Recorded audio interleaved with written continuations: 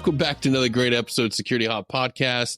As always, I'm your host, Danny Caballero, and today I have the pleasure of bringing you Ric Prado, the man whose book I have right here, and the book that you need to get so you can read about a true American hero with a life that's large. I mean, what you've done your career in your life, it's bigger than a Hollywood movie. It's bigger than an Amazon TV show. The only way I can truly say it's the people that do this job for so long end up having amazing stories to tell. And this, I know there's more. I know there's more to tell, but this book alone had me reading nonstop and just blew me away. Ric, thank you for being here today. You were involved with what I think is arguably one of the greatest parts of our American history in unconventional warfare that doesn't get talked about enough today.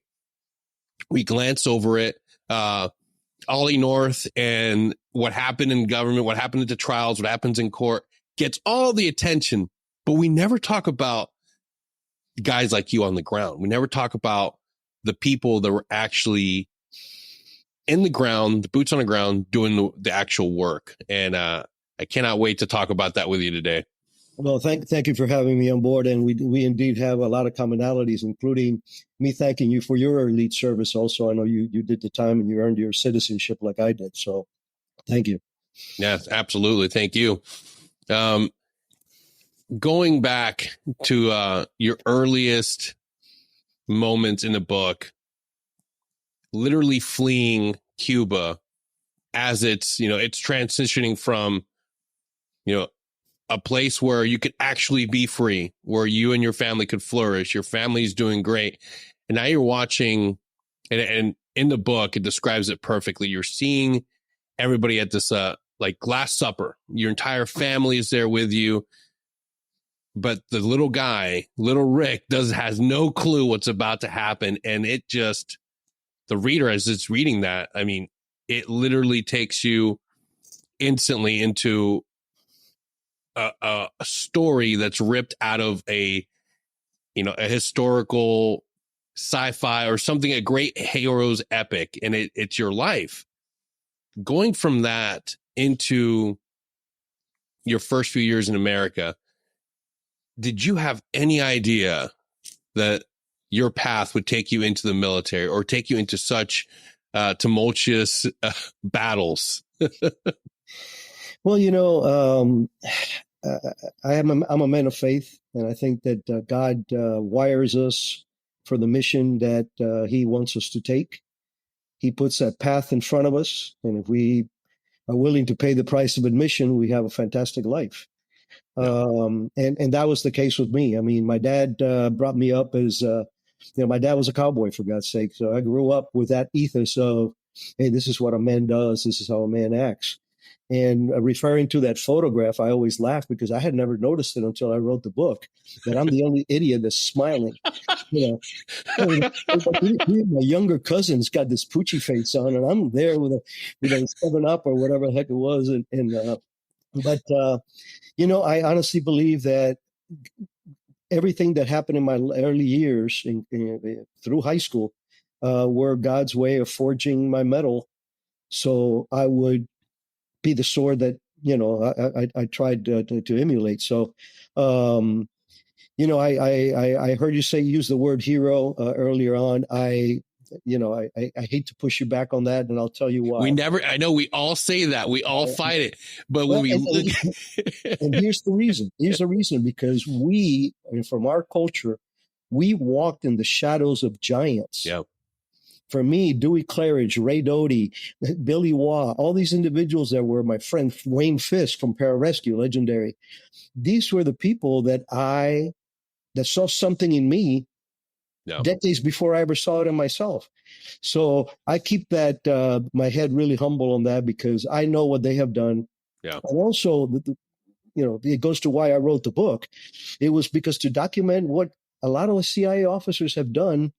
And many of them have paid a greater price than I did. So, yeah, we get accustomed to seeing Hollywood's interpretation of the CIA.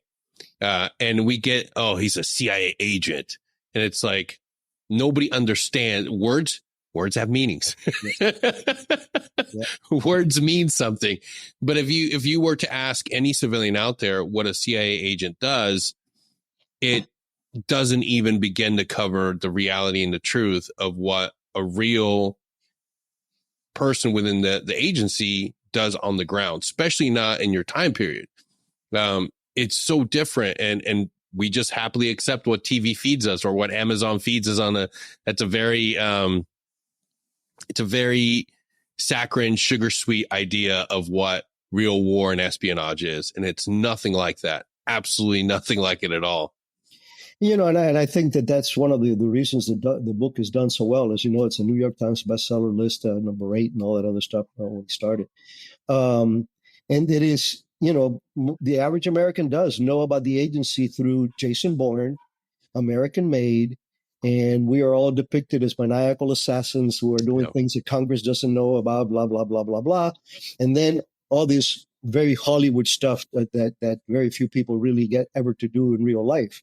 But I think that the proof is in the pudding with the book. There's plenty of stuff in there that me and my colleagues have done that were epic, that were meaningful, and that were successful. And of course, for me, it starts with the Contra program in Nicaragua. But I never had a bad job in my 24 years. Yeah, that's remarkable. And speaking of your time in Nicaragua, I want to go into that because that's something that, like I mentioned, when you start, like for example, our AOR and 7th group, when you start studying Central and South America, you realize that place, that all those countries has been a hotbed for activity for decades and decades and decades. You're never walking into an environment that's truly fresh, that's truly yours to have, discovered for the first time. There is a heartbeat to it that's connected to every different Green Beret, every different agency that's gone in there to work and help others. And as you peel back the layers and study the history, you make your way from Green Berets to guys like yourself, Ric Prado, in those countries, fighting the good fight, developing these relationships. That's the warfare. That's the real tool. That's the thing that is missing these days, is the cultivation of relationships and being able to forge an alliance and being able to be somebody that values the human connection first, not hardware, not any sort of, you can't feed these problems with money a lot of times. It takes human connection.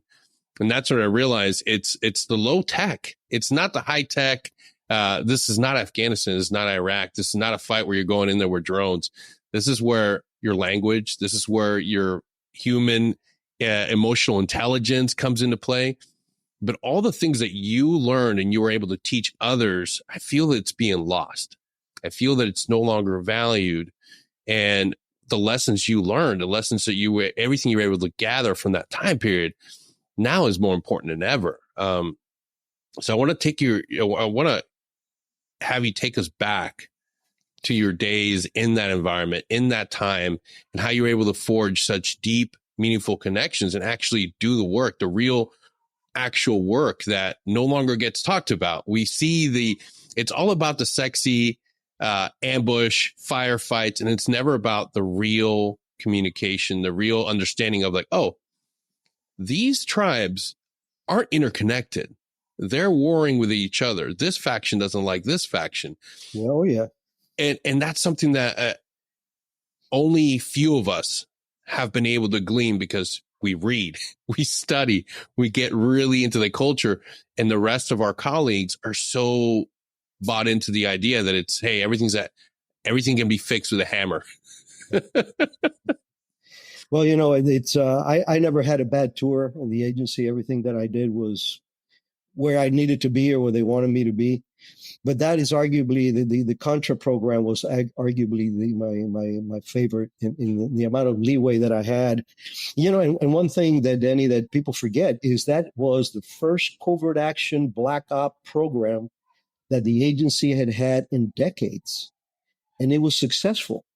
We forced the Sandinistas to the negotiating table, and they lost an election because of that, because they knew they were losing.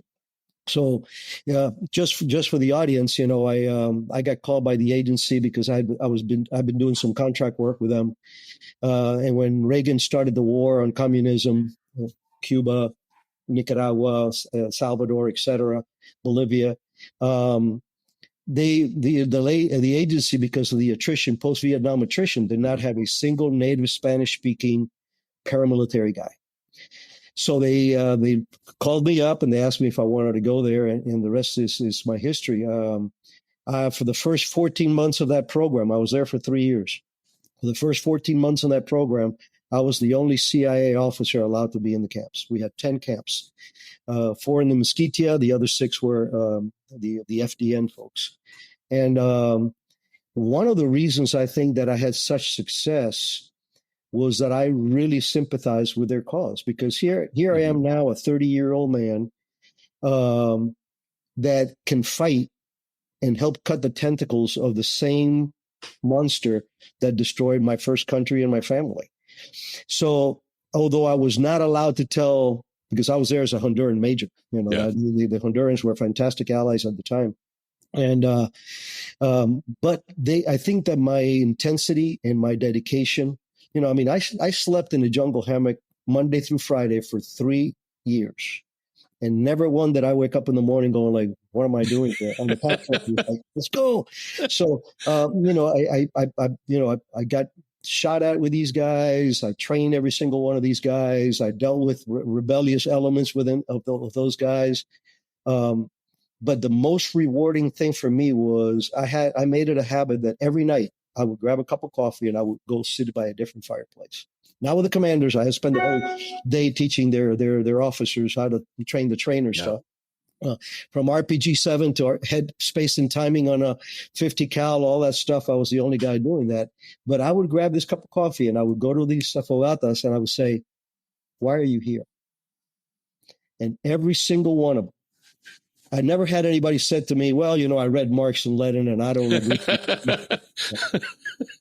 Danny, it was all personal. It was so pure and beautiful. They raped my daughter. They burnt down my church and beat up my priests. They forced conscripted my 15-year-old son into the military, and he got killed, whatever. So that made all the discomforts, as you know, of living long time in those kind of environments. I picked up every bug that known to man. I was medevac even once because of it, but I never regretted it. I mean, it was, and I think that my audience, the Contras, realized that I was there, in all honesty, not only to provide logistics, but to provide me, provide my loyalty and my friendship and my devotion. And I'm very, very, very proud of that period in my life. And that's something that a lot of people, that if you don't walk this path, if you're never served in that capacity, whether it be on an ODA, working on the ground, people don't understand that it's not the tech. It's not, yes, arms, supplies. You need to be able to fund the fight. But the true thing that everybody wants is an ally, the human connection. And that's what you were able to so masterfully develop. Just one person, you can't, and everybody always tries to say, well, one man is not enough. I'm like, actually, sometimes it can be. The right man can make such a monumental difference because you're connecting and you're tapping into the human factor. That is something that we walked away from. There's so many times you go on a deployment. There's so many times you're supposed to be training with your guys, living with your guys here in their environment. But where's your team house? Where are you at? Oh, your team house is in, downtown luxury city, or in a really nice trailer. You only have X amount of time to influence, to help shape, live, connect. And it's as simple as learning the language and drinking a cup of coffee next to them around the fire. Nowadays, it's playing soccer. It's It's living in the area, having dinner with your guys. But we're forgetting that because we've spent so much time in Afghanistan, Iraq, that it's become, okay, that's the important factor. So arguably, you're in the most important area right now. That's the closest thing to home. Like, you need to be able to capitalize on not just your cool, awesome equipment, but your gift of gab, the ability to sit down and connect with these humans. And that's something that when you were able to understand how each one of those different factions were nested and worked with each other, that's something that in the book, it's just like that aha moment of like, oh man, these are my guys for swimming. These are my guys. This is my dive team. This is how we're going to go about doing this mission. It really took me back to understanding some of my very own experiences down in South Central America, understanding how important it is to truly know your force, truly be embedded and really work with them. Not just walking in and be like, high five from 9 until 1500. We're going to be hanging out and then I'm leaving. You're in for the count. You know, it's funny because another commonality, I got pulled out of there, both Honduras and Costa Rica, when I was running the North and the South. And I would go down to Panama to brief the Special Forces guys there on order of battle for the Sandinistas, and more important to them, the order of battle for and capabilities of the Contras themselves from somebody who was there with them. And I always enjoyed that. But that, like I said, that job was phenomenal for me. It launched my career because it gave me a credibility. And you know, I had one adult supervision. He was always 500 miles away. Yeah. You know, the marching orders, you know, I received no training from the agency prior to going other than briefings. Really? Yeah. They brought me in. They called me on a Thursday night. Had just come from a long run and I had just gotten divorced. So I was not a happy camper. Yeah. And I get a phone call from them asking me if I wanted to come back to the agency. And I said, well, you know, if I'm not interested if it's a contract, if it's this long term. They said, yes. I said, count me in. They asked me, do you want to know what it is? I said, I don't care. You know, so literally the following Monday, I was standing in attention out there in the building. And 2 weeks later, I was in Honduras. I got some briefings. I got alias docs, but they said, look, you got the paramilitary background. You got a boss down there that has got his really stuff together. Ray was Green Beret during the Vietnam era, but before that, he had actually fought in World War II, jumped into Corregidor at the age of 17 or 18. So he was the real deal. Very, very good friends of Bill Buckley, who we lost in Beirut. So it was such a job that I was out there, and it was my integrity. Everything that I reported had to be accurate, had to be honest, because I was the only eyes and ears down there. And same thing with the training. So it was a lot of freedom, but also it played to my strengths. You know, you read the book, and especially in high school, I was kind of a jerk, you know, hanging around with the wrong crowd and getting into gangs and all that other stupid stuff. But you know, that street savvy, that saved my bacon. And you know the story about the young guy that approached me and told me that they were going to try to kill me that night. Yep. And they did. They tried. They tried. But you know, that was a recruitment before I even know what the hell a recruitment was. Yeah. Because I befriended him. He was a very low-ranking guy. His wife had a medical issue. I jumped in my pocket, took out $20 worth of lempiras and said, "Here you go. Get what you need." And best $20 I've ever spent, because he saved me and my bacon. So that street savvy that came with my background, and of course having, you know, I would have never gotten into the agency if I had not been a pararescue. Yeah. Or perhaps an 18 Delta with you guys, but pararescue and my medical skills is what exposed me to the agency, and subsequently, you know, my native capability is what clinched it. So. Eventually, and I know in the book, when your time was up in Central America in that fight, and you sort of got you leveled up. They're like, hey, we're gonna send you to training. When you moved into the next phase of your career, it feels like the world leveled up and moved into a new phase, a new phase of terror. Like you were as you were going into your next phase of your career, the world was changing so quickly and rapidly. And then before you know it, 9/11. What was that like? Now you're a very seasoned individual. You've got all this experience. Now it's taken on a different, now it's no longer in the jungles. Now it's in a different area of the world. How was that? What was that transition like? Well, it was very refreshing. I've always liked growing. I've reinvented myself a million times in my life and enjoyed every bit of it. The paramilitary aspects of those 3 years in Honduras, obviously, that was my credibility with the agency, and they sent me to the farm to get my master's in espionage. But I think that from there, the big transition, I started running the Southern Front now from Costa Rica, coat and tie, out of an embassy. I had crash vehicles and I had meeting vans because the Costa Ricans, unlike the Hondurans, were trying to arrest us and kick these guys out of their country. Mm-hmm. So it was a little a light version of French resistance kind of work, but coat and tie. Now I'm a third secretary, and I don't remember what the hell my title was. Underwater at the agency, at the embassy. Lots of acronyms, I'm sure. Yeah. It's funny. Again, I was fortunate enough that when I was a junior in high school, I landed a job in a men's clothing store, a real haberdashery. There's a high-end clothing store. So I learned to dress well early on, and that was a nice transition. You've seen some of our guys when they put on a suit, Oh, yeah. Yeah, you go, he doesn't belong. And I could pull that off. And I think that helped me tremendously. But to the real point is, my career started with the Cold War, which in my case was at least warm, if not hot. It was still part of the Cold War, although it was a declared war. And then now I move into this other theater at the same time that terrorism is becoming vogue. And one of my biggest mentors in the agency was a legendary guy named Dewey Claridge.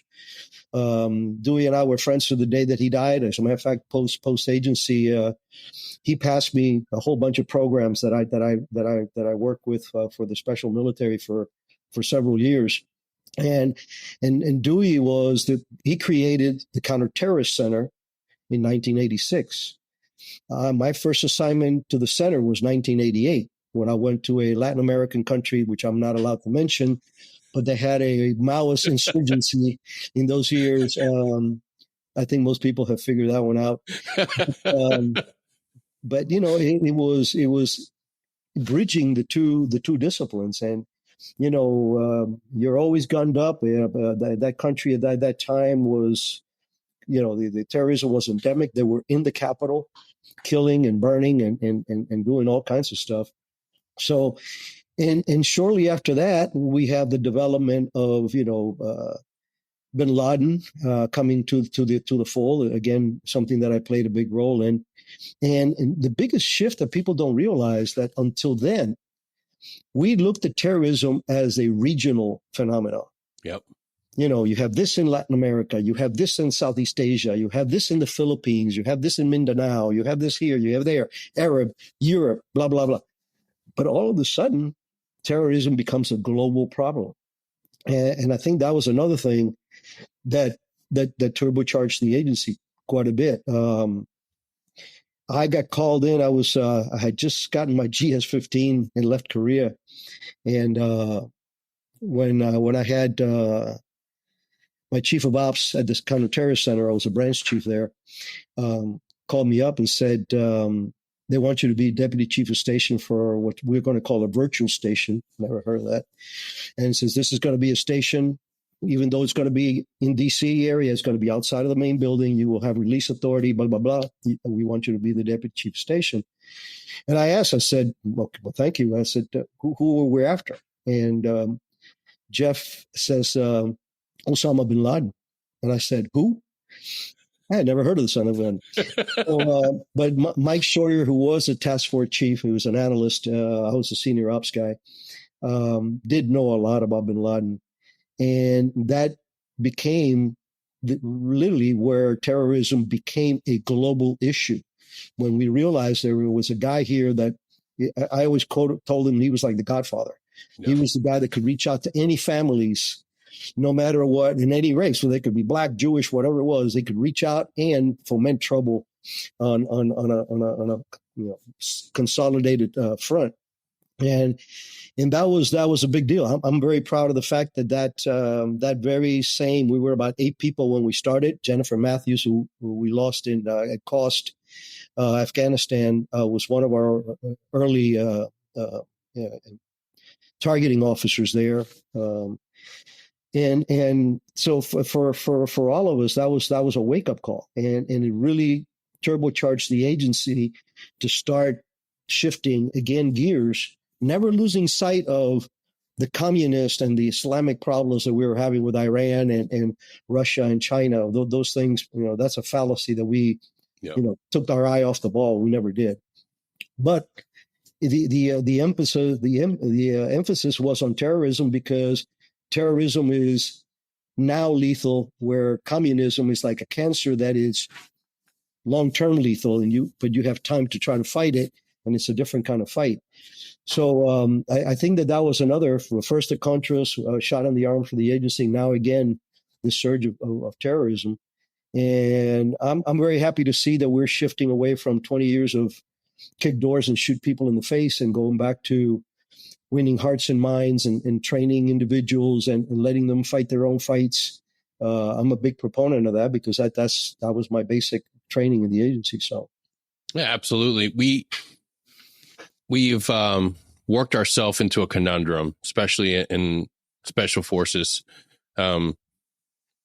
We are a multi-tool where we can be used in so many different ways, but we've shoehorned ourselves into this idea that we have to be door kickers. We have to be the best at direct action. That's the only thing we focus on. But there's a whole shelf of things that we have to be experts and professionals on that we have just forgotten about. It's collecting dust. Yeah. And those are all the things that are so eloquently, your history is shows us the importance of it in South and Central America. And it's not equipment. It's not about the flashy nods. It's not about having the biggest pocketbook all the time. It's connecting at the human level. Not to say that what we did for the past 20 years wasn't important. It was very much important, but we've neglected, and now those muscles that we used to flex all the time, they've gotten real weak, and we got to get back to the unconventional gym and work those back out. That's a great way of putting it. That's a great way of putting it, because I taught at the ASOT, Advanced Special Operations and Techniques course in Fort Bragg for 7 years, and the manager's course for that. And that was one of the things that was very rewarding for me, because now we're taking these seasoned warriors and teaching them that they, and as you know, the ASOT is all the soft individuals. It's, it's Army, Navy, Air Force, and Marines from the higher ranks there. And, getting these individuals to understand that now you got to snoop and poop for your own missions. Then you can bring in all the sexy door kicking stuff that you want to. Yeah. But whether you're working with liaison or in spite of liaison or local services, when you go into country now, tradecraft is important, developing relationships is important, recruiting is important, and not because you're SF, although I have a lot of connectivity to SF through family members and friends, but SF is the closest thing to the agency when it came to having both that we can do anything mentality to winning hearts and minds and recruiting and winning people over. And as Americans, we enjoy a very big lead over our communist enemies, is that we recruit for strengths. Mm-hmm. They recruit for weaknesses. Yeah. And we as Americans, whether people admit it or not, people in the world who are fighting for their freedom looks at the United States as their only hope. So when we approach somebody overseas to help us fight a common enemy, they see us as that cowboy with a white hat. And that makes our life a lot easier, and our operations a lot more successful. Yeah. That's something that doesn't get shown or highlighted a lot, and along with a long list of other things, is the difference in what we value when we're looking for that that assistance in another person in another country. It's always about trying to exploit somebody's weaknesses. Like, hey, money over here. And that's something that it's not the same for us. We value the strengths of the individuals, and it's so important to highlight the importance of being able to drive your own operations. And we've gotten lazy. We've got give me the information. Give me the information. We'll go do the things. Like, no, like when we look at the world we're living in today, I believe it's perfectly suited because now we have the tech know-how. We have the tech know-how. We can bring that down to the team level. Now we have the ability to develop all that information we need, but it still goes back to the doctrine and the discipline of remembering what you need to do. Because the basics, the fundamentals are the same. They haven't changed. From way before us. Yeah. Statecraft is statecraft, recruiting is recruiting, running agents is running agents. Yeah. So when it came time for you to transition again in life, now you're no longer the guy on the ground. You're no longer the active guy behind the suit. Now you're the mentor. Now you're the wise sage. What were some of the key lessons and key things that you took with you to pass off to the next generation? One of the things I'm very, very proud of is to this day, I'm mentoring. I was just talking to a former Green Beret guy that wants to get into something better. And I do that all the time. But I will correct you something because this is my badge of honor. Even when I got my senior grade and I was running the Koreas, I personally went out and chased North Koreans. And as you probably know from the end of the book, I gave up the chief of ops job from CTC. And I spent the last 3 days with some of the best men and women that I've ever worked with, chasing alpha hotels all over the world. Yeah. And so I'm very proud of that. But that allowed me the mentoring because being, I did not come from a moneyed background. I did not go to Harvard, although I did go to George Mason, which is a good school. But, I was blessed with leaders, not bosses. I only had one boss, and he was a jerk because he was a manager. He wasn't a real leader. But I was blessed with leaders that I tried to emulate, and I do a lot of mentoring. And what I always tell people when I mentor them at the end, I said, you got to realize, because they thank me. Oh, thank you for taking the time. I go, listen, let me explain to you why I'm doing this. It's not because you're cute or because you're in the military. It's because I benefited from people seeing something in me decades before I saw it in myself. And most of them are dead. I cannot pay them back for that. I can only pay it forward. Yep. So all I ask of you is what I tell them is that when you're in a position of successful operations, that you remember to mentor others and pay it forward to me. That's how you do it. So, and then just, philosophies of things that you learn. One of the biggest things that I really coined for myself was, the job of a leader is to take a C performer and make him a B. Take a B performer and make him an A, and take an A performer and make him your replacement. And that was the grooming process that I used throughout any time when I started, my career as more of a leader than just the pointy end guy. It's the agency is rife with really good leaders. Unfortunately, what we suffer is the politics. And, after spending 7 years at Fort Bragg and 40 some years in this business, I always tell people this country will never have a shortage of warriors. We have a shortage of leaders. Yeah. And that to me is the great hope that, we will overcome a lot of the problems that we're suffering through in this epoch. But leadership and management are two very different things. And I'm very proud that my guys always felt that I was leading them, not only in word, but in example. When I retired, I got some pretty beefy medals as, distinguished career, this and this, The biggest accolades came from my guys when they came up and says, you're the only senior officer we ever worked with who was first in the gym, first on the mat, first at the range, first to pick up brass, first to unload the trucks, and then tell us what the hell to do. Yeah. I was very proud of that. And I think that ethos for me was really a big benefit for my success. And I think that I groomed. I will tell you, in that last program that I put together, that I briefed Vice President Cheney and Condoleezza Rice on, and that they gave me the green light to do.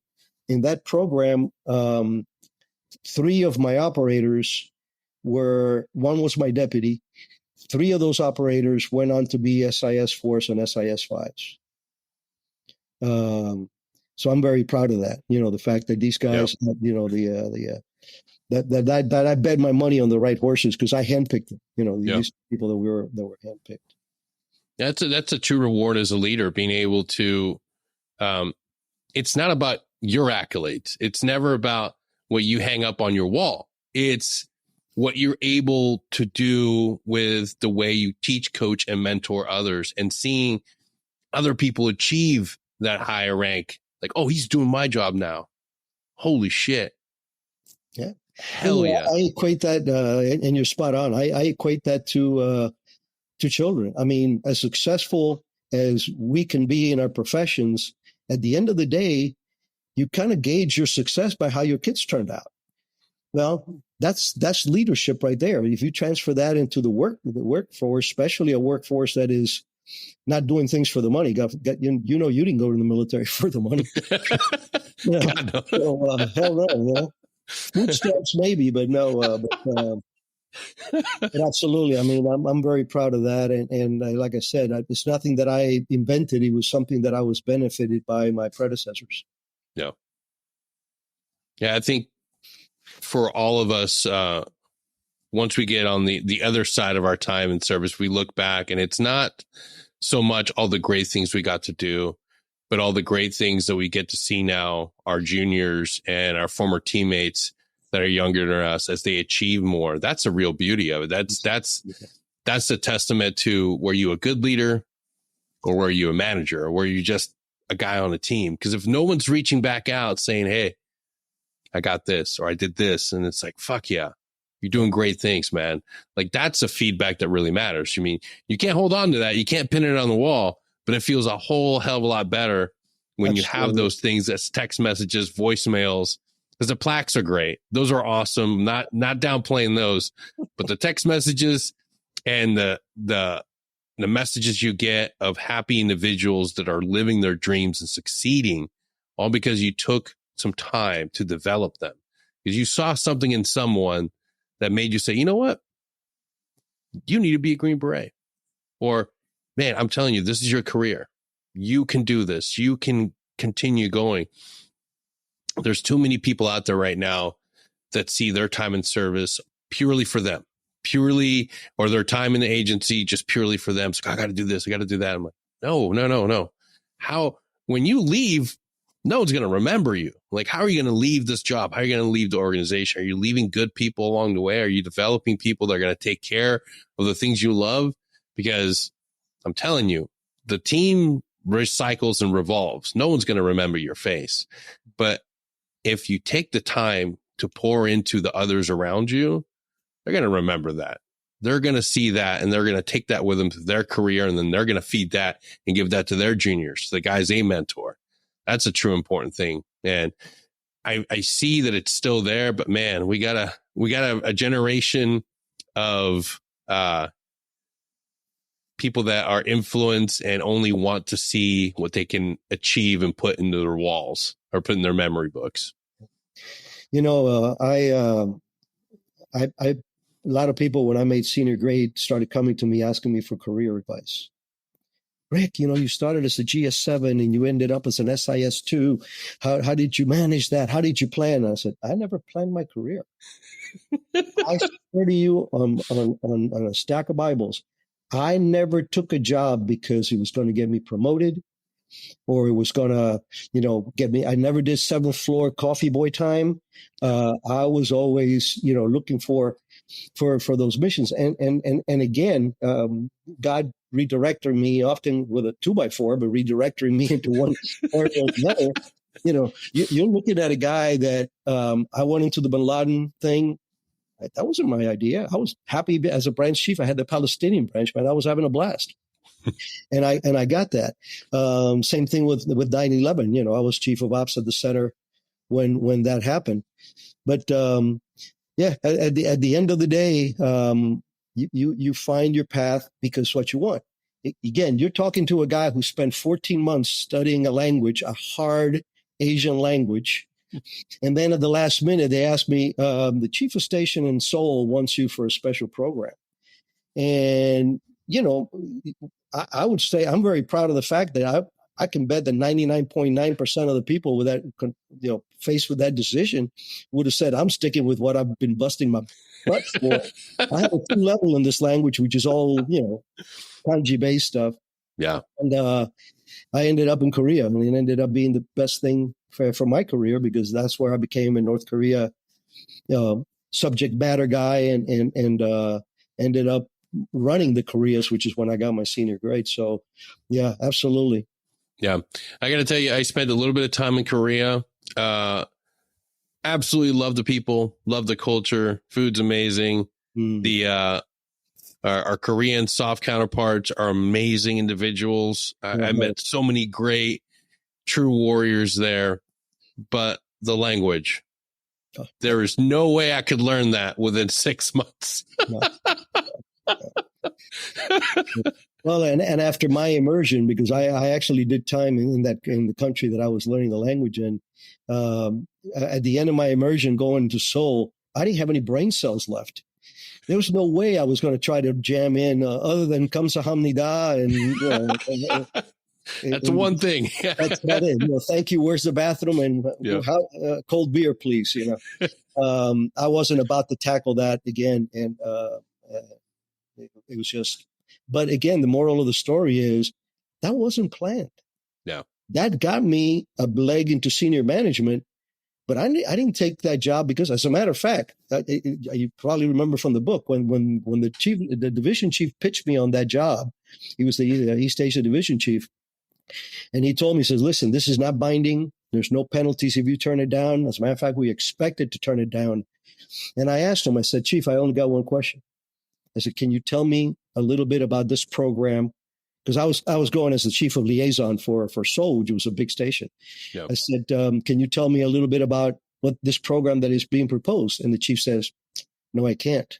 I looked at him and said, "I'll take it."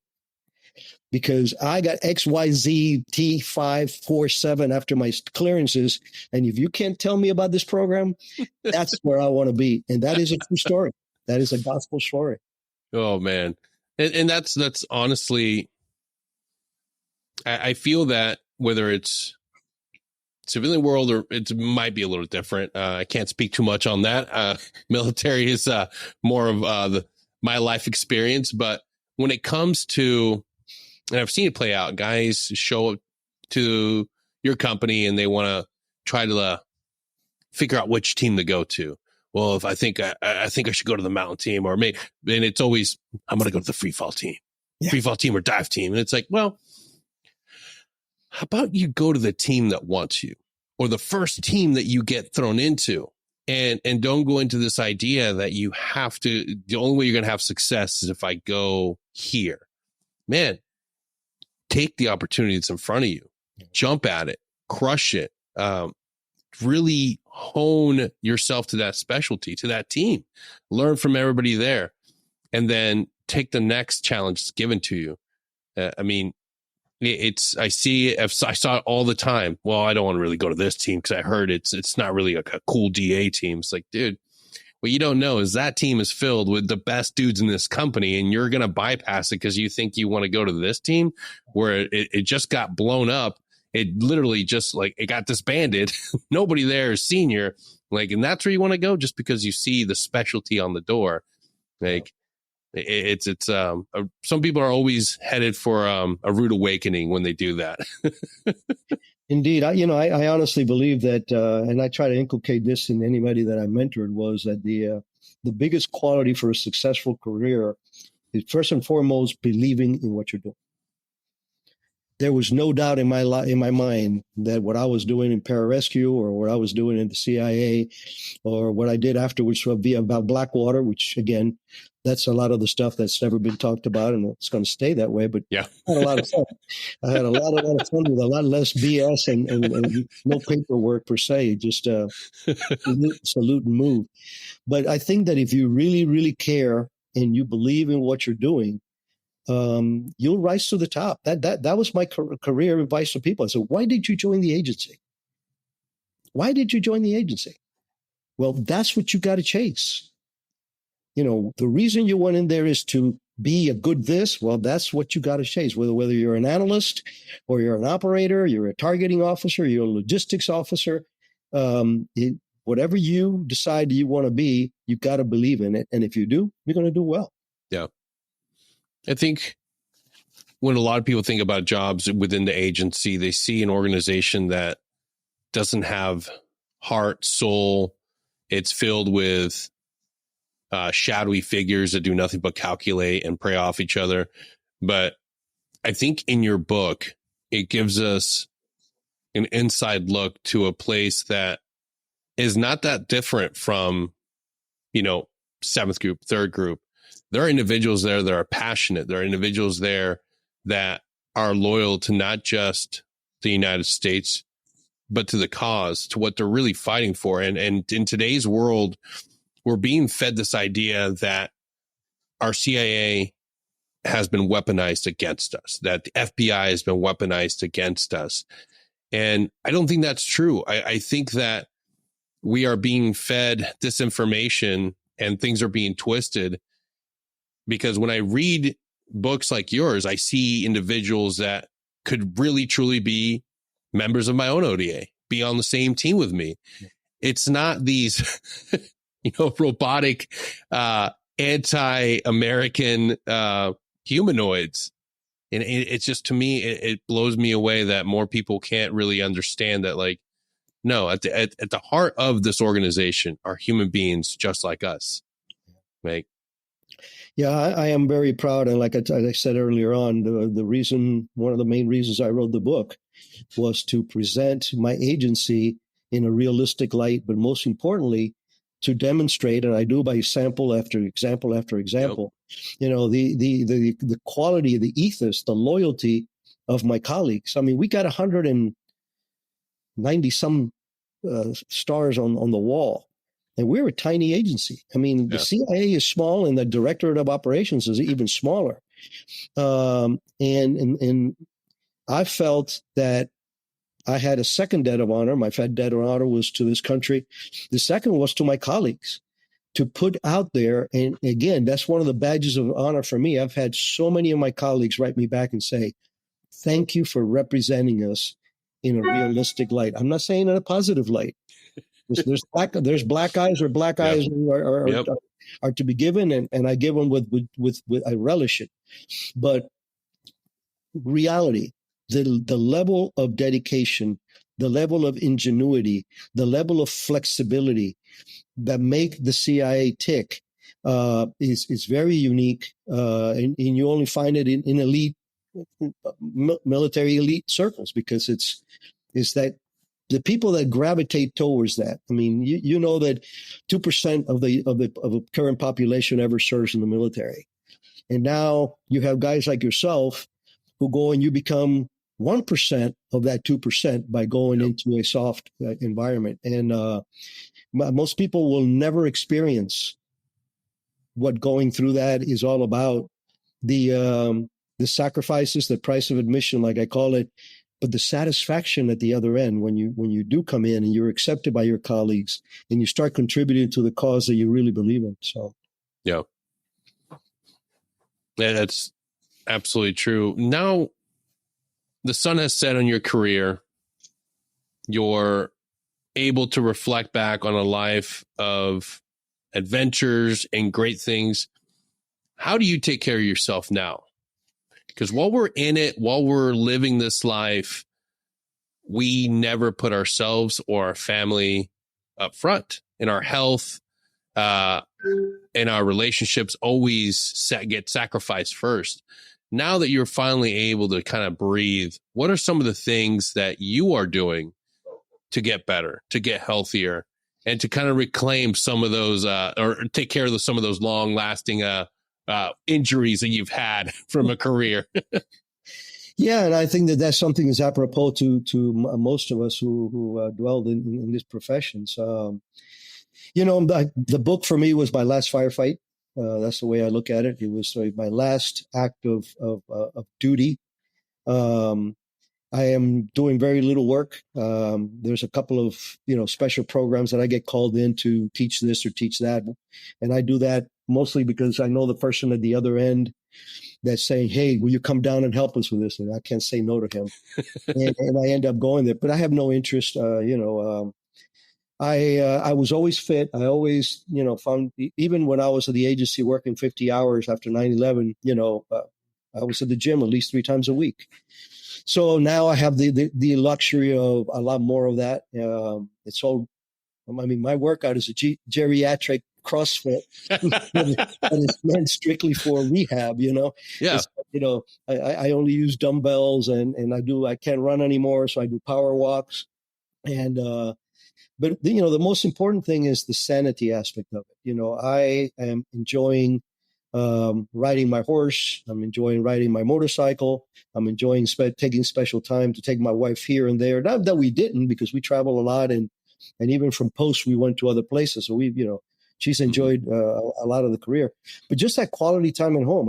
But right now I have my grandson staying with us for a month with their mom, because the father is in the military.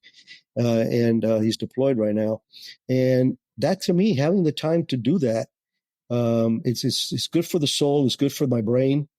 I've always read a lot. That's how I got into this mess to begin with. Reading things that made me dream bigger than a kid from a cow town in Cuba. Yeah, it's true. The main thing that I started noticing with my seniors, the older sergeant majors, were the ones that got out and became sedentary, that didn't stay on the regiment, that didn't stay. We can't be runners for life. Some of us can, some of us can't, but our bodies can do something, and we have to do something. We have to stay physical. The moment that we stop learning and tell our brains that, okay, we're not going to look into anything, we're not going to do any hobbies, the moment we stop putting ourselves into that discomfort of working out, and we're telling our body that, like, hey, it's over, it's done. And I still see it happening. Guys in 50s, 60s just passing away. There's something to be said about taking the time to do physical fitness, to take on hobbies, to pour back into yourself.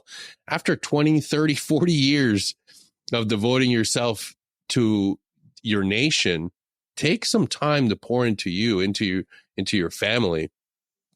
And it's okay. There's no guilt. There's absolutely no shame of being able to say, you know what? I'm going to pick up a new hobby. You're retired. It's your turn to pour into you. Other people have the watch now.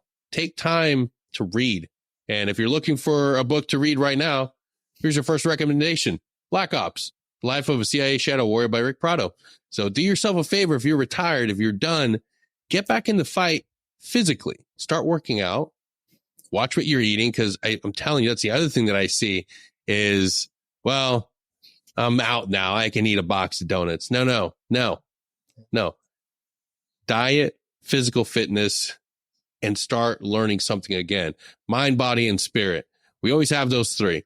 No matter how bad we've been injured, no matter how bad we've gone through the meat grinder, you can always do something. And if you take care of those three, you're going to be all right. Rick, I can't thank you enough for being here today. One last question. Favorite country that you can share with us, favorite country that you've worked in and been in throughout your career? Well, in Latin America, obviously, I got to go back to the early Honduras days. My relationship with the Hondurans, I could never take that for granted. There were some of the greater individuals I ever worked with that were at that time. And a couple of those guys were the second lieutenants that we're working with, and they all Minister of Interiors and all this kind of stuff. So Honduras is a special place for me in Latin America. Asia, I love Thailand. I've been there probably 8 or 9 times. Only one time as a tourist. The rest of the time was operational. Korea was fun. Korea was a nice culture shock for the family. So was the Philippines.